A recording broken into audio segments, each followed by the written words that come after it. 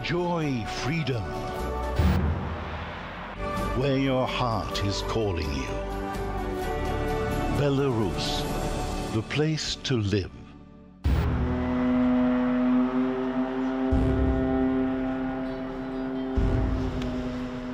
Bon, déjà, il fait rarement le même temps que sur la vidéo.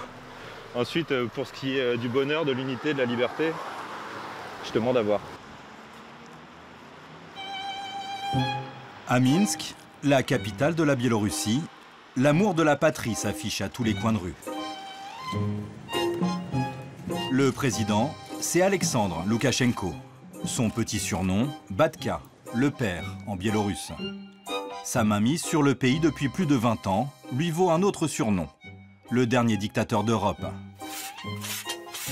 Et forcément, comme tous les dictateurs du coin, il est ami avec Gérard Depardieu. Et comme tout bon dictateur, il prépare déjà sa succession. Son fils préféré, Nikolai, 11 ans, l'accompagne à chaque déplacement officiel. Nous nous rendons dans la campagne biélorusse, dans le village où Batka a grandi.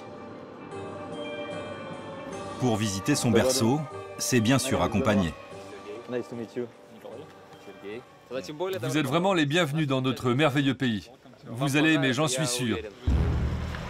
Vous avez tous les documents nécessaires? Vous avez l'accréditation? Montrez-les-moi. Et éteignez la caméra. Cet homme légèrement méfiant est un fonctionnaire de la région, le chef d'un service un peu spécial. Bon, donc là, on va être accompagné d'un monsieur du service idéologique de la mairie. Une sorte de service de presse à la mode soviétique. Thank you. Hello. Quand vous dites service idéologique, c'est quoi comme idéologie? C'est construire une Biélorussie forte, indépendante et florissante, avec un gouvernement au service de son peuple. Nous devons former une famille unie. Nous avons le droit à une visite guidée de l'école du petit Loukachenko. C'est dans ce chalet que l'apprenti dictateur a passé sa tendre enfance, il y a plus d'un demi-siècle.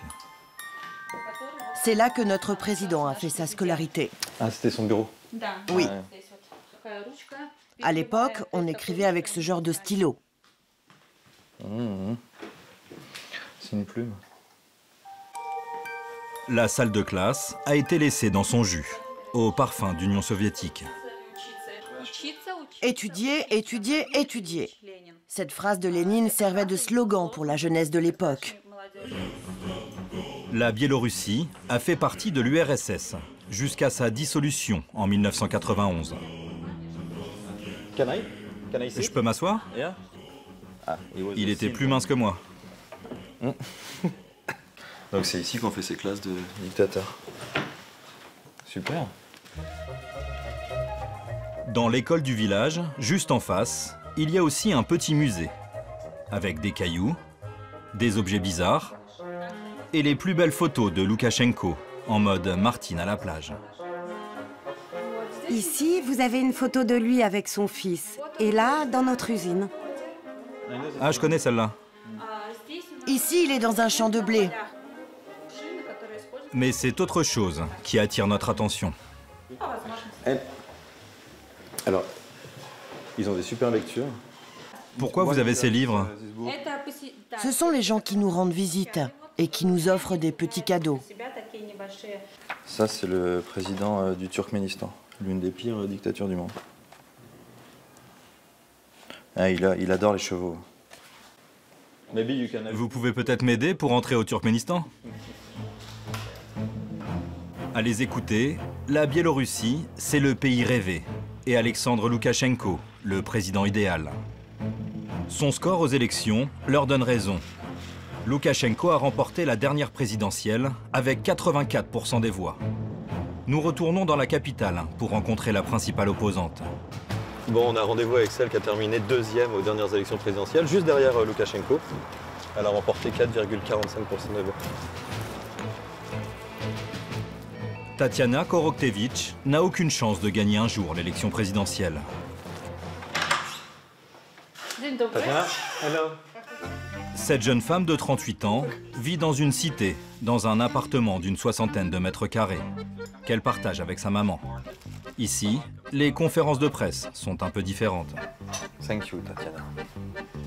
Selon elle, aux dernières élections, elle aurait obtenu 20% des suffrages.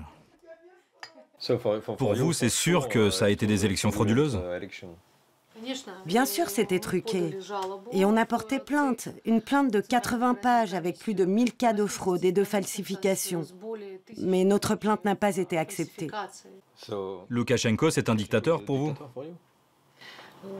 Bien sûr, évidemment c'est un dictateur. Il vient d'être élu pour la 5e fois. Et il ne veut pas rendre le pouvoir. Ici, l'opposition n'est là que pour donner l'illusion d'un scrutin démocratique.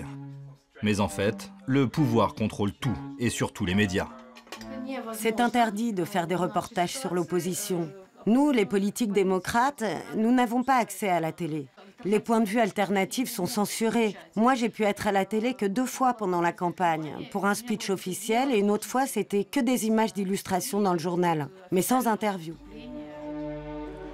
Pour voir comment fonctionnent les médias biélorusses, nous avons eu l'autorisation exceptionnelle de tourner chez nos confrères de la télé. Bon, c'est une télé publique, hein, évidemment. Il n'y a que ça ici. C'est que des télés contrôlées par le gouvernement.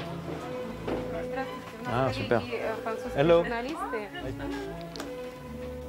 Can you tell me what's the Quelles sont les nouvelles aujourd'hui? Aujourd'hui, tout va bien. Pour une fois, pas un mot sur Loukachenko. Cette semaine, il est en vacances à Sotchi, chez son ami Poutine. De quoi laisser souffler le rédacteur en chef. D'habitude, vous parlez de Loukachenko tous les jours? Je pense que notre approche journalistique ne diffère pas beaucoup de la vôtre. C'est comme vous en France avec Hollande. Et vous pouvez critiquer Loukachenko? Parce que nous, on peut critiquer François Hollande. François Hollande, you know? Non, non. Pour vous, c'est pas possible. Donc c'est pas la même chose. Non. De toute façon, nos téléspectateurs n'attendent pas de critiques de notre part. Ils savent. La présentatrice vedette de la chaîne nous accorde 5 minutes. Avec elle, c'est pas touche à Loukachenko. Critiquer? Il a toujours raison. Moi, personnellement, je n'ai aucune question, aucune critique à lui faire. Elle a même son candidat favori en France. Et moi, j'ai une question à vous poser. Est-ce que Marine Le Pen va enfin diriger votre pays? Ou ce bazar va durer longtemps?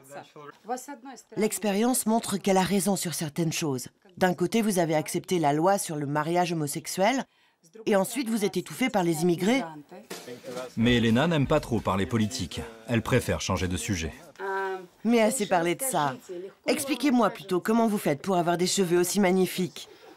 Ah, vous n'aimez pas ma coupe de cheveux? Merci. Thank you. Thank you.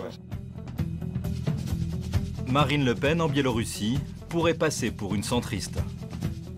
Les mouvements ultranationalistes ici s'amusent à jouer à la guerre. Voici le clip de promotion des scouts orthodoxes biélorusses, avec musique de blockbuster.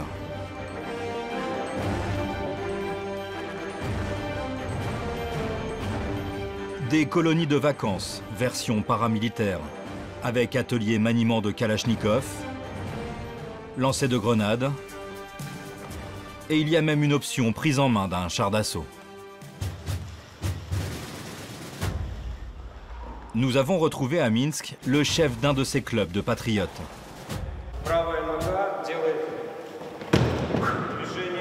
J'ai l'impression que la mode est au paramilitaire ici. Ils aiment bien le kaki.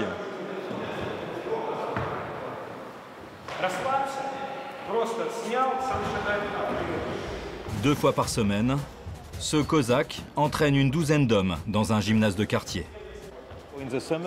Et l'été, vous organisez des camps paramilitaires? C'est une formation militaro-patriotique, mais il y a aussi une approche religieuse. Nous avons un partenariat avec l'Église orthodoxe. Ça allie le côté spirituel et militaire.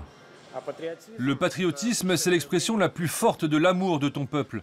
Un patriote, c'est une personne capable de se sacrifier. Et la plus belle preuve d'amour pour son pays, c'est d'être prêt à sacrifier sa vie. Leur crainte, que leur pays coincé entre la Russie et l'Europe suive l'exemple ukrainien. Si une révolution éclate, ils se disent prêts à tout pour que la Biélorussie reste l'allié indéfectible de Moscou.